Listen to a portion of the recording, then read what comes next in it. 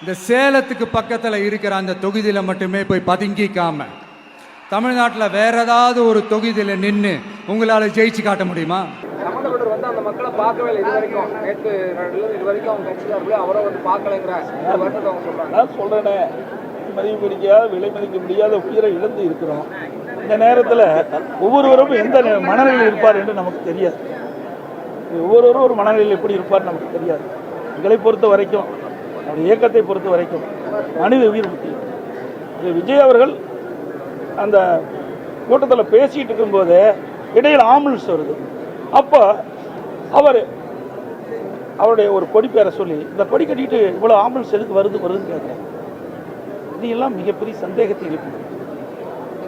ஆக மயங்கி விழுதுன்னு அவருக்கு எப்படி ஆம்புலன்ஸுக்காரனுக்கு தெரியும்? கூட்டம் நடத்துகிறாங்க, மேலே இருக்கிறாங்க, மேலே ஏறி பார்த்தீங்கன்னா எல்லாமே தெரியும். நானும் கூட்டத்தில் போய் 163 தொகுதிக்கு போயிட்டு வந்திருக்கிறேன். மேலேருந்து பார்த்தா எல்லாமே தெரியும். அப்படி முன்கூட்டியே பல ஆம்புலன்ஸு விரைந்து சைலண்டில் ஒளியில் வந்துக்கிட்டு இருக்கும்போது அவர் சொல்கிறார், எதுக்கு இந்த ஆம்புலன்ஸ் வருதுன்னு அவர் அந்த கூட்டத்திலே பேசுகிறது தொலைக்காட்சியில் பார்க்குறேன். ஆக இதெல்லாம் ஒரு சந்தேகம் இருக்குது. இதெல்லாம் ஒரு முழுமையாக விசாரிக்கப்பட வேண்டும் என்பதுதான்.